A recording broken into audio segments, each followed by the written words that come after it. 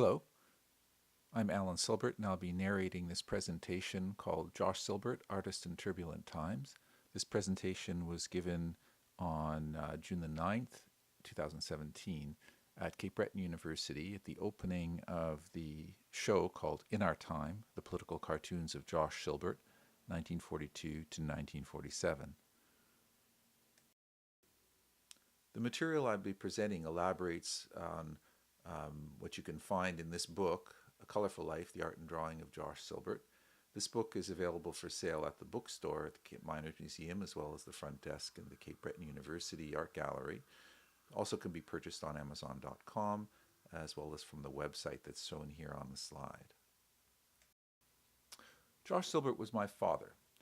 He led a very interesting life. Started out as a political cartoonist and left-wing activist, and later became a painter. And very much his life, although unique, is representative of many of the experiences of the Jewish immigrants of this early and mid-20th century. And so much of his life was, in a sense, influenced and even dictated by the mammoth events of world politics revolving and evolving around him, as well as the art trends of the time. This presentation will help to set my father's biography against some of these larger events of the early and mid-20th century. Here's an outline of the talk. I'll begin with a timeline and come back to it at various times in the presentation that interleave my father's life with world events of the time. I'll talk a little bit about some other painters that were contemporary of my father's on the Jewish art, on the Canadian art scene, some history of the Jewish left wing in Canada, and also zero in on some particular history on Cape Breton Island here in the mid-1940s when my father was the cartoonist for the Sydney Post-Record. My father was born in 1914 and died in 1991. As you can see, he spent his formative years in his late teens and early 20s in the Depression, which had a profound impact on him and stimulated his political interests. He became very much active in the left wing, in the Canadian political scene, and became a political cartoonist during that time period. He enlisted in the army in the mid-1940s, and on discharge, that's when he took the job here in Cape Breton at the Sydney Post-Record, 1946 to 1947. Later on, I'll talk more about his transformation from cartoonist to painter and the end of his activism years in the 50s.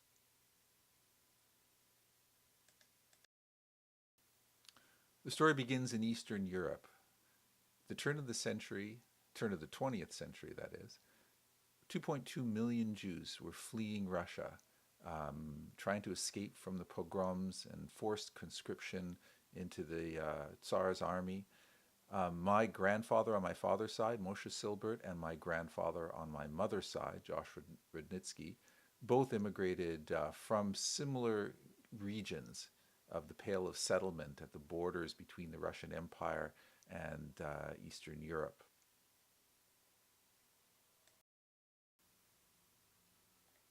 Josh's father finds his way to rural Manitoba and eventually to Winnipeg at the turn of the century. He's a leather worker, although never really successfully able to support his family through this trade. Josh is forced to quit school after grade 8. He has memories that he shared with us of carting tanned leather hides across town in Winnipeg, these very smelly hides over to the factory from the tanning facility, and being embarrassed about that. Josh's dream, though, is to become an artist, and as early as he can, he starts attending Winnipeg College of Art at night school, which was being established at the time under the leadership of Lionel Lemoyne Fitzgerald, who was one of the later members of the Group of Seven. Later, when he moved to Toronto, he also took night school classes at Central Technical School and at the Ontario College of Art. Josh's dream, like many other immigrants, is to leave behind and shed the burden of the traditional religious backward life that he saw in his parents from the old country, poor and unskilled, separated by language and anti-Semitism, from the hopes of acceptance and integration through both education and skilled trades, and to become established basically in the new society.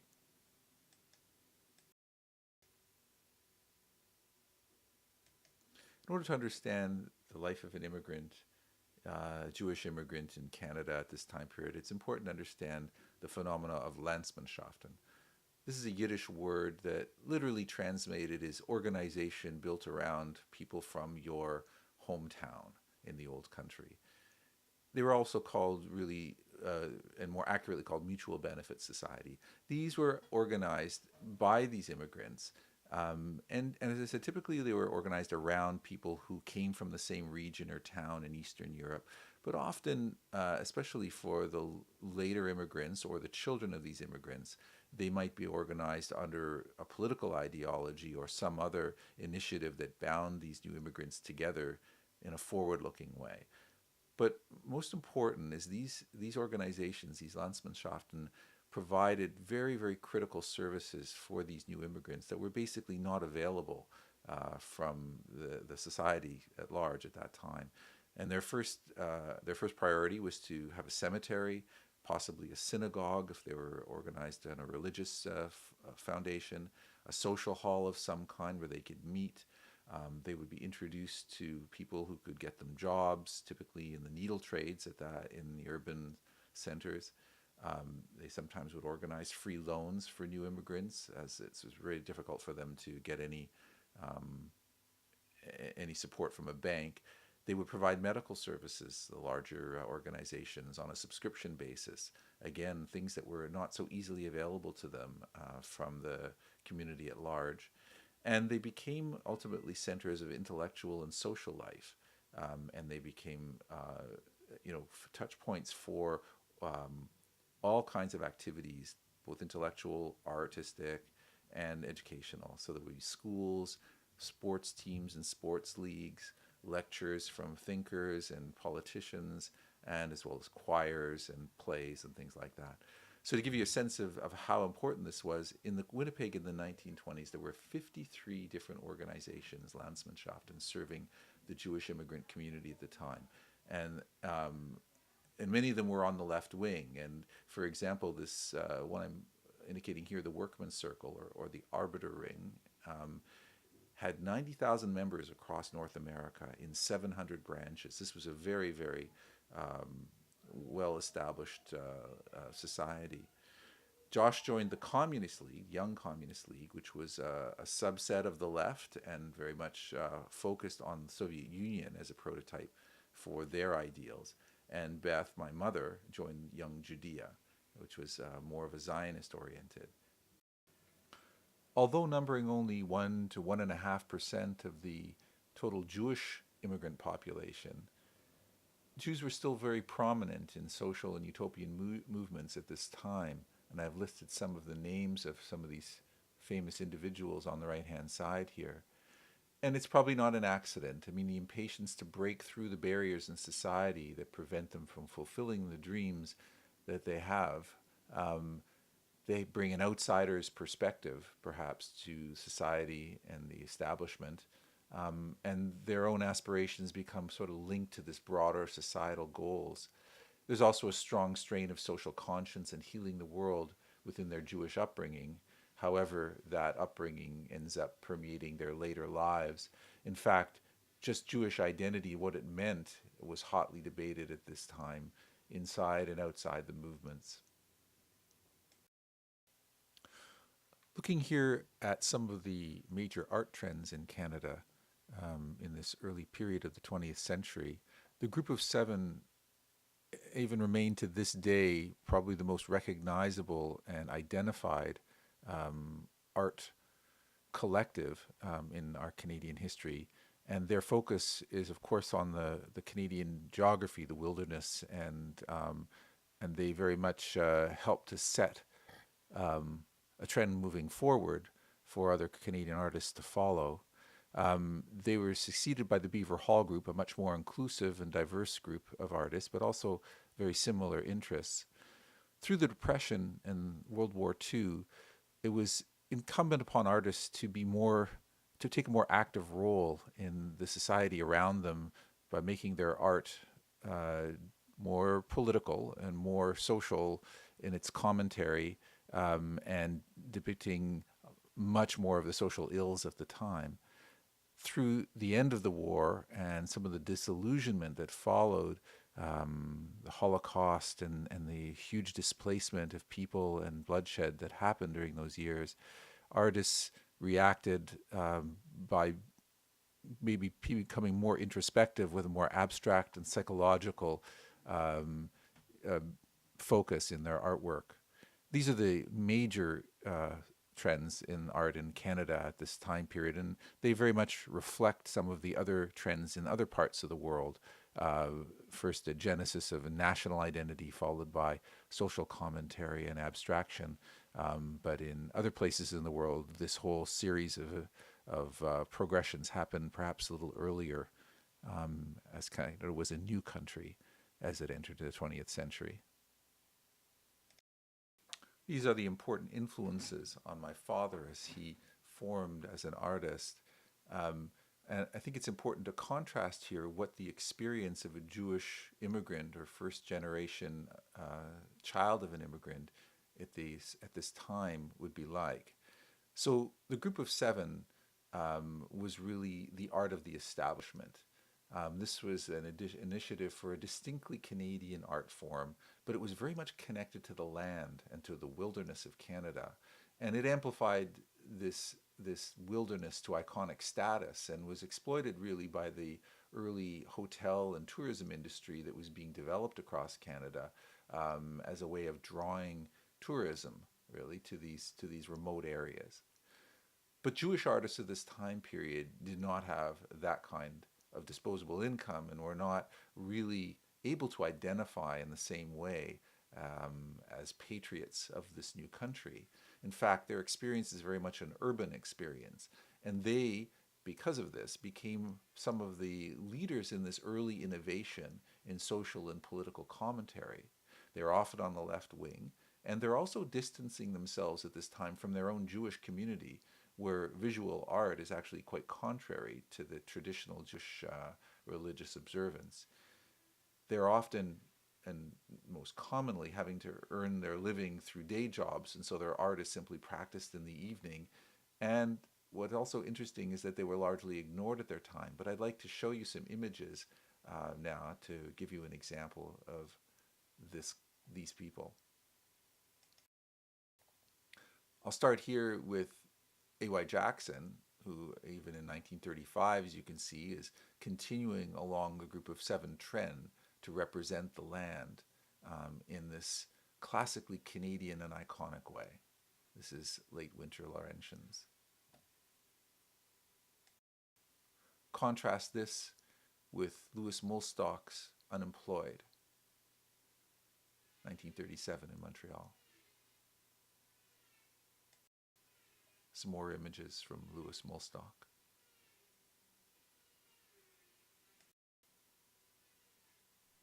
Another of Lewis's. The Rabbi from Louis Molstock. So you can see here the experience of these artists in Montreal at the time. Harry Mayerovich here in 1939. Certainly not the same kind of experience of Canada that's being portrayed by the group of seven. Harry Mayerovich, Soup Kitchen, 1935. And this is one of my father's works from that time period. I believe it was being used as an illustration for a book.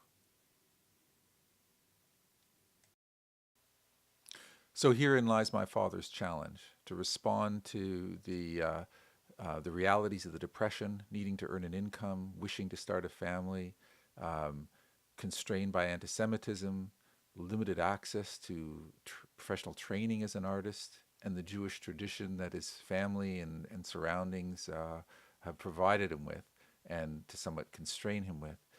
My father's response, as I said, was to take art school classes in the evenings whenever he could and wherever he could, first in Winnipeg and then in Toronto. And he found his first opportunity to actually use his art to try to make a living in cartooning. he actually took a specialized course in cartooning from by correspondence from a college in Chicago, and he begins cartooning, but he starts to develop a dual identity as a cartoonist, um, providing cartoons in the mainstream press under his regular name, and also publishing in parallel in the communist press with pseudonyms. He was so frustrated by all of this and by what he saw around him in the later stages of the Depression, to actually apply for immigration to to the Soviet Union. In 1939, my mother and my father, as newlyweds, went down to the New York World's Fair and were very impressed by the Soviet pavilion there. And right there, they began filling out papers for immigration to the USSR. And as I'll be showing you in the future slide, very fortunate for me that that application was rejected. More on that coming. In this slide, I'm going to zoom in on some critical events in the late 1930s through the early 1950s that affected my father's life profoundly. As I mentioned, he had applied while visiting the World's Fair with my mother, his newlywed bride, to emigrate to the Soviet Union. Very shortly afterwards, Hitler and Stalin signed a non-aggression pact. This, aside from having a profound effect on communists worldwide, who are confused as anything now about the Soviet Union and their policy, it also resulted in the Soviet Union becoming an aggressor nation. And so the application for emigration was effectively frozen by the British consulate. Lucky for me, and I never ended up, or they never ended up there, as several of my father's friends and colleagues who did succeed in immigrating, the outcomes were quite tragic as they went into the maelstrom of Eastern Europe. A few years later, Hitler breaks the pact and attacks the Soviet Union, once again transforming the Soviet Union now into an ally in the war. But this actually has the effect of creating a very successful period in my father's cartooning career, as his politics is now very much in line with the popular line in the newspaper, which is always focused on Hitler and the war in Europe. And with Soviet Union as an ally, my father's cartoons were quite successful in being published as a freelancer during that time period. Following the war, my father ends up hired at the Sydney Post Record here in Nova Scotia, and was fired about a year and a half later for political reasons, which I'll talk about some more. But this is in the middle of major strikes across the nation in coal and steel and several other industries. I also highlight here the election of J.B. Silburt to the Ontario Legislature at St. Andrew's Ward in Toronto. J.B. Silburt was a close friend of the family and maintained a close relationship with my parents right through the remainder of the century. My mother was a speechwriter for J.B. Silburt in that campaign and also assisted in helping to manage that campaign. The UJPO, the United Jewish People's Order, was formed also just slightly after the war, and this was the subset of the Jewish left that was specifically communist-oriented, that is, focused on the Soviet Union.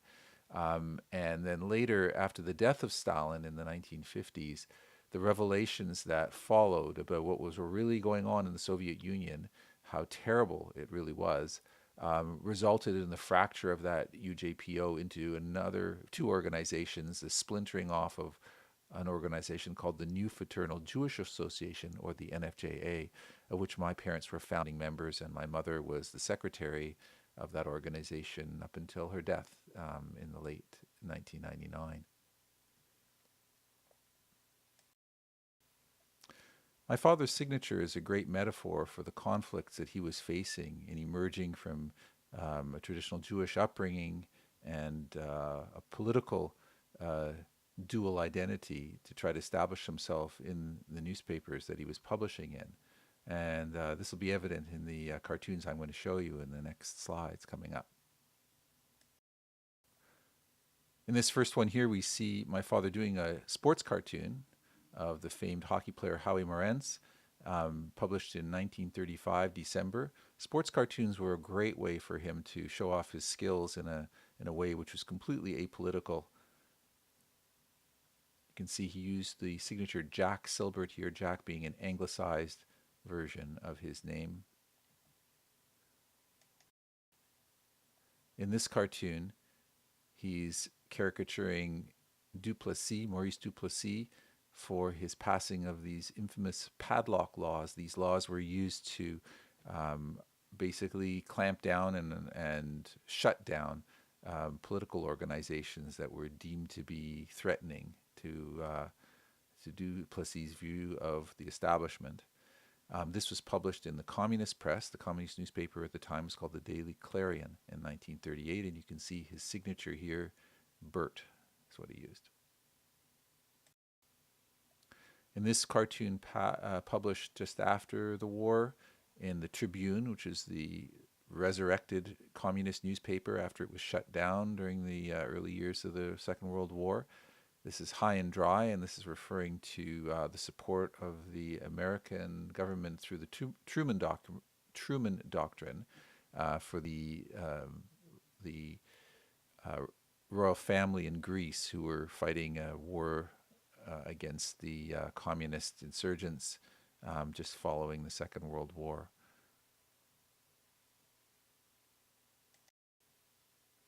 Here's another interesting study in contrasts of my father publishing on the same issue in two different publications. So on the left, you see a cartoon published in the Sydney Post Record in the spring of 1947, and it's referring to a 2-cent raise in chocolate bars.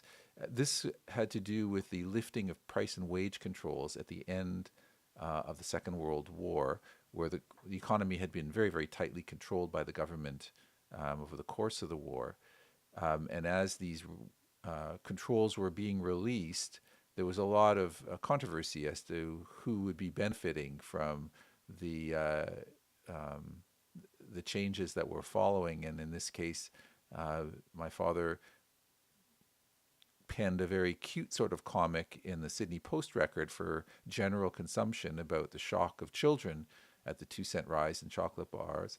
But you can see on the right-hand side, the same issue published in the Tribune, which shows the capitalist owners of the chocolate bar plant giving a kick to the back ends of Canadian kids by the new chocolate bar prices. Very different sort of tone to each of these cartoons.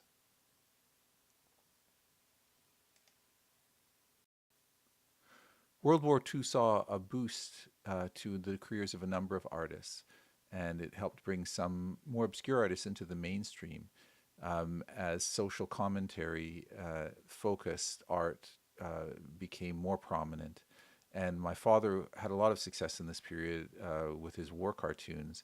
Other cartoonists from the Jewish community also succeeded, with Harry Meyerowitz being appointed to the Wartime Information Board. And I'll show you some images from that time period. This is one of my favorites. This is a Harry Meyerowitz painting called The Home Front, which parodies some of the some of the characters from the elites of Montreal in the contrast to the war effort going on in Europe. This is a sample of Harry's work in supporting the National Film Board. This is one of my father's cartoons published in the Toronto Star during the war in support of the drive to sell war bonds. Approximately 50% of the war effort in Canada was financed by selling bonds.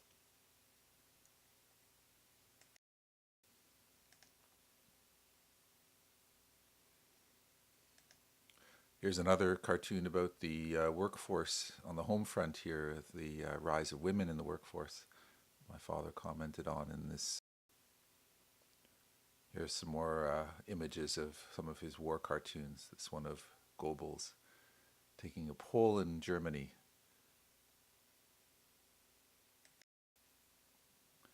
This cartoon tracks the progress of Stalin on the Eastern Front, a parody of Mussolini as his regime collapsed. Hitler and Goebbels. Here's another cartoon showing the progress of Stalin on the Eastern Front. It's very interesting to see, only when you see the full body of his cartoons through this time period, that his politics were implicitly showing through in the, not so much in direct commentary on the economics or government of nations, but more on his focus on the Eastern Front. My father had virtually no cartoons at all dealing with other theaters of the war, except for one rare one that I'll show you a little later. And even caricatures were limited to Stalin and the Axis leaders. It was very rare to see him provide any representation, for example, of Roosevelt or American leaders. There was only a rare occasion where those came through. This cartoon parodies Francisco Franco, leader of Spain. He was well hated on the left wing for his brutal suppression of the communist government that was actually elected just prior to the Second World War in Spain. And with the support of Mussolini and Hitler, he managed to basically take over by force the Spanish government, and he led for a number of years, including after the war, but seemed to figure out a way to maintain his neutrality during World War II, and so survived for quite a long time as leader. Here Hitler is being parodied as Napoleon, taking his fateful journey or adventure to the east, ultimately to be crushed by the Russian winter.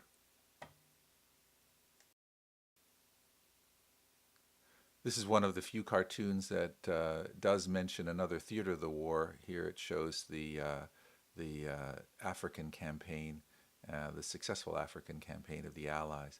But notice there's still no symbols, no flags, no leaders, only just a big broom labeled Allied African sweep with the Hitler symbols, the Nazi symbols in the rubble, in the dirt. This cartoon at the end of the war shows the blowing up of IG Farben munitions plant. IG Farben was a notorious conglomerate in Germany, most infamous, I guess, for their factories that were set up right alongside the Auschwitz concentration camps, where they had a easy supply of slave labor who they worked to literally to death. Here the subject is the Nuremberg trials. My father, of course, heavily connected and personally identifying with the Holocaust and the many war crimes that took place during the Second World War. Notice the signature on this cartoon is Private Silburt. He was still an enlisted soldier at the time that this one was published. Following my father's success with his cartoons during the war, he was offered a job with the King Syndicate, part of the William Randolph Hearst newspaper empire in the United States, which he refused. He did not want to immigrate.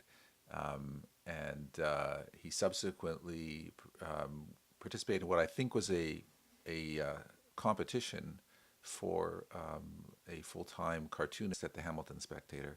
20 of his cartoons were published in January of 1946, so he appears to have won the competition.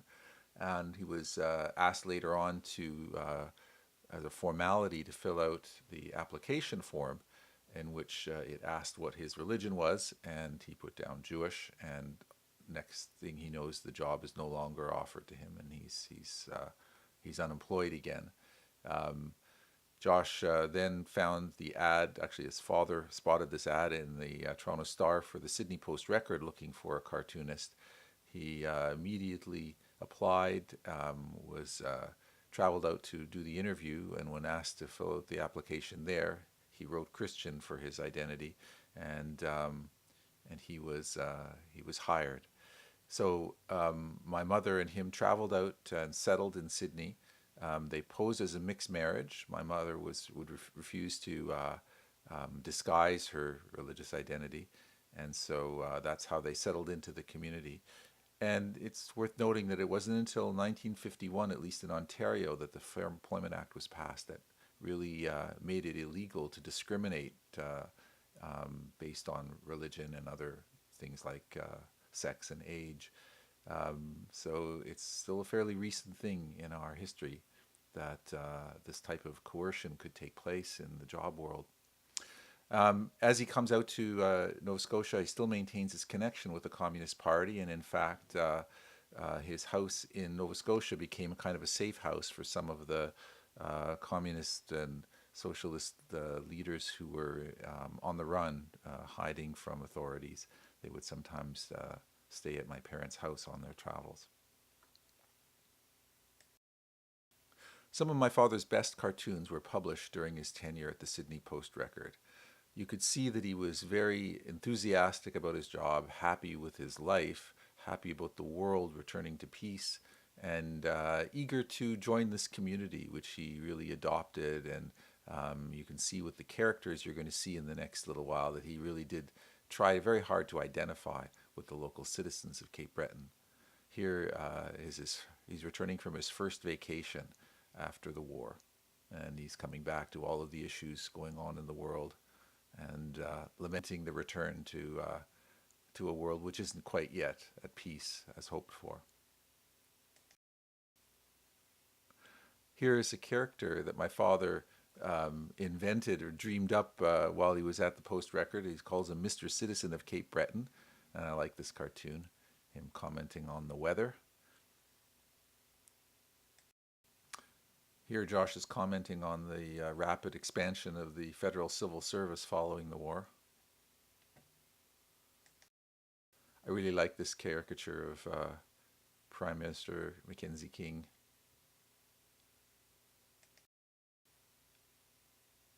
And here, a comment on the Canadian dollar and the US dollar at par on July 10th, 1946. Another great caricature of Mackenzie King, this one related to the Canso Causeway issue, which of course dear to the hearts of all Cape Bretoners. And here this was published also in the Sydney Post Record. Cape Breton actually raised a significant amount of money for helping China begin its post-war recovery. During his time at the Sydney Post, on average about once a week, he would give the political cartoon spot over to a different kind of drawing. Here he would go to citizens at large in the community, people of prominence, but not necessarily politicians. Sometimes they were labor leaders, sometimes they were sports leaders, sometimes they were civil servants, and do a kind of caricature of them, not quite a caricature, but really an illustrated resume. So here, James McDonald, the sheriff of Inverness County. So there's a good collection of these drawings that are being shown both at the Cape Breton University Art Gallery and at the Miners Museum. So I really encourage you to go have a look and see if you recognize any of the people or their families here. I certainly would look forward to any feedback if some of these people's names end up striking a chord with you or having some relation to you. Please feel free to contact me and send me some of the details of their story. I'm going to try to summarize on this slide some of the tensions within the left wing that were to play such a strong role in my father's life here in Cape Breton. So let me start with just explaining the distinction between the communist movement that my father was most closely associated with and the other social democrats that were on the left wing at the time period. So the communist branch of the left wing was most notable because they looked at the Soviet Union as their prototype for the kind of society they wanted to build, whereas the social democrats were considered themselves independent. They were more focusing on social progress, through the union movements, for example, trade union movements. And whereas the communists were more, their goal was a revolution to overthrow capitalism. The party representing the communists was called the Labor Progressive Party at this time, and its leader was Tim Buck, whereas the Democrats were represented by the CCF under J.S. Woodworth, later which transformed into the New Democratic Party of today. Now, right here in Cape Breton, the first MP for the CCF was elected in the East in 1940. It was Clarence Gillis, and he served for quite a long time period. So the left-wing movement was very strong here, but it was very much aligned towards this social democratic expression. Now, in the trade union movements, the communists were very active in the initial setup of these trade unions.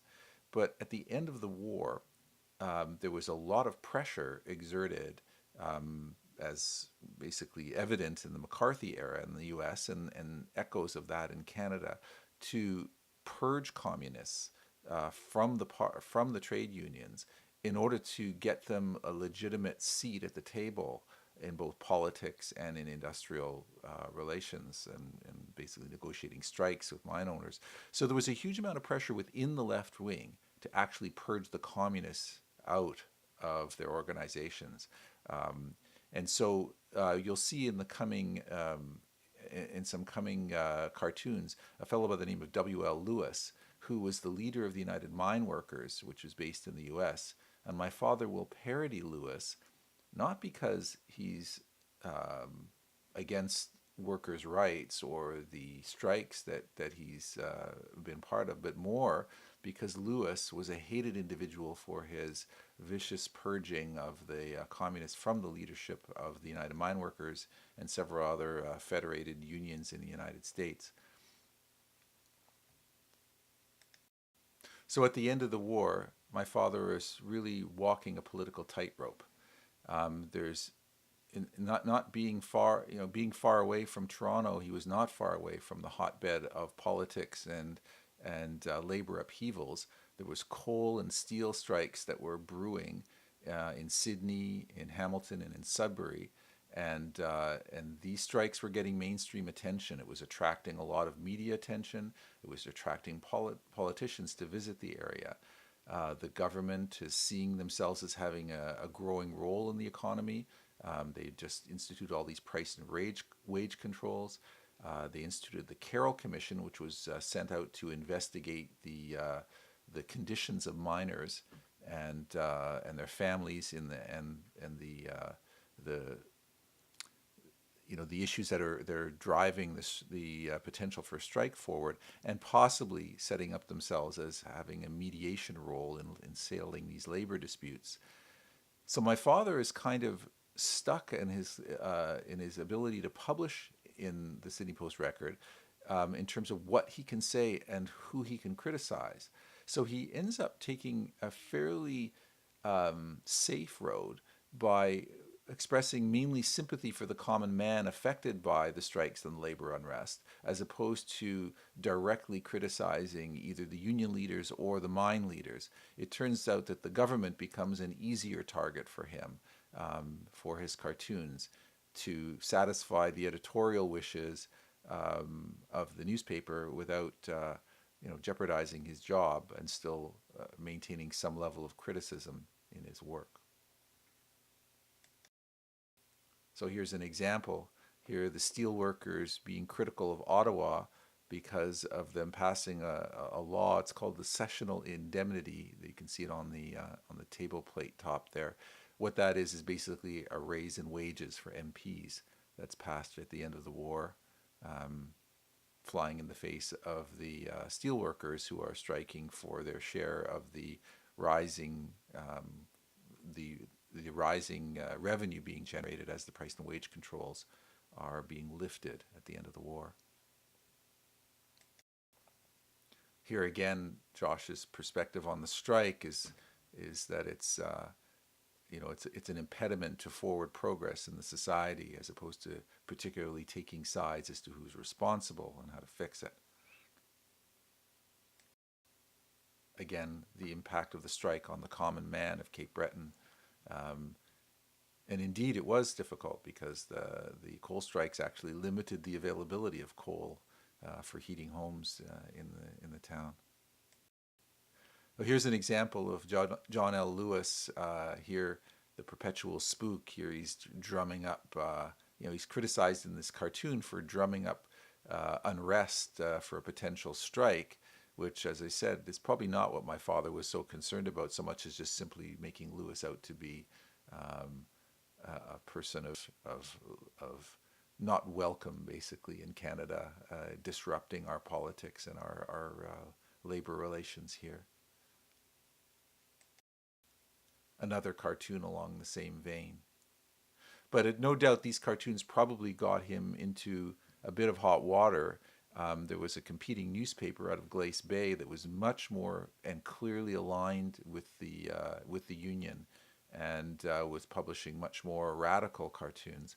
And they, in fact, were criticizing the Post Record for their editorial line, claiming that they were not for the workers. So there was this competition and tit for tat going on between these two newspapers, and I'm sure my father felt greatly pressured as a result of that, based on what his own personal feelings were versus what he was able to publish in the paper.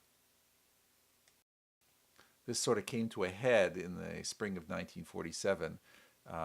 A colleague and friend of my father's from Toronto named Avramianovsky, who was part of the communist movement as well, Jewish communist left-winger, he was sent out to Cape Breton to provide some coverage of the strike, and these are some of the drawings that he penned, and as you can see, some of them were published in the Glace Bay Gazette in late May of 1947, and also some of these drawings were published in the Tribune, the communist newspaper.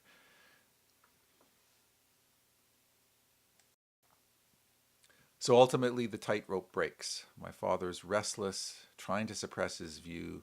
There's all this attention across Canada with these strikes, with artists visiting, with politicians visiting. Fred Rose, the federal MP from the Communist Party, was being tried for treason as part of the Igor Guzenko affair, and he was being basically deported. When Tim Buck, the leader of the Communist Party, came out to Cape Breton to give speeches and campaign, my father invited him for dinner, and sort of public sort of way, he made his views evident, I guess, and he subsequently fired from his job the next day.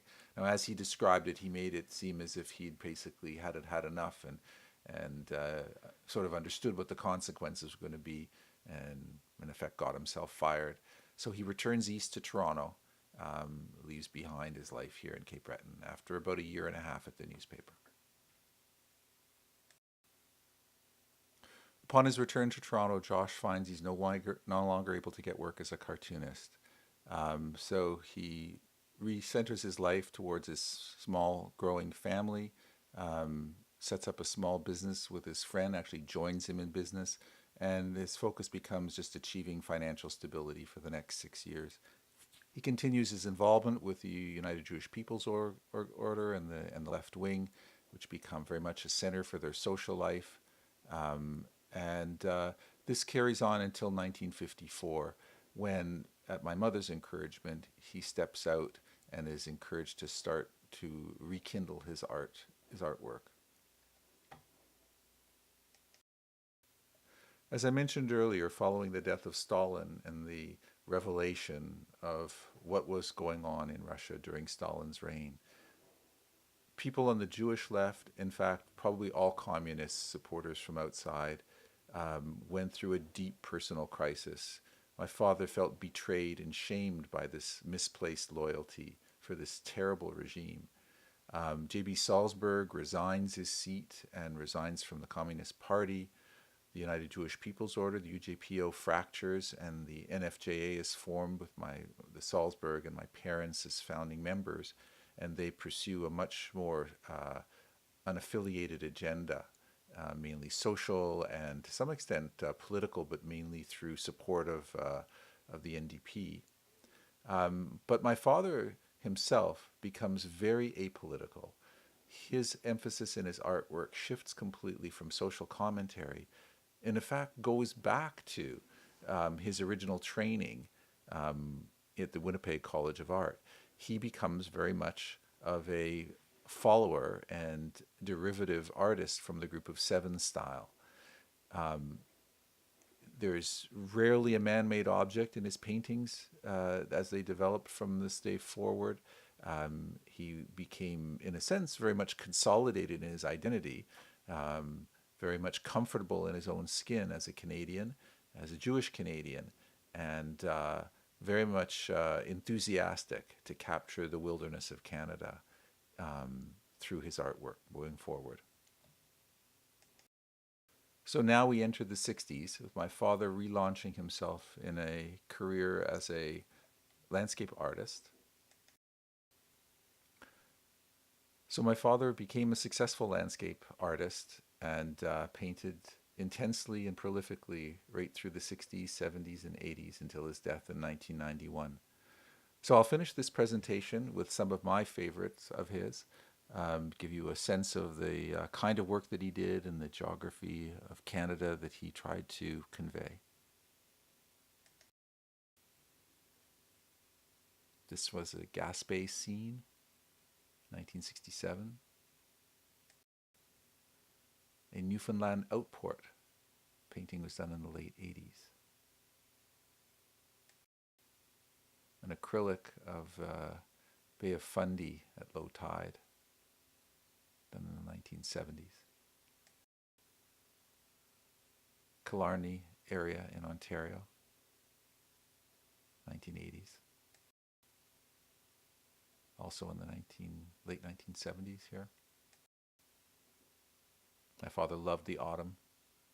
A lot of his paintings were done in the autumn. Wasn't afraid to tackle some difficult lighting situations.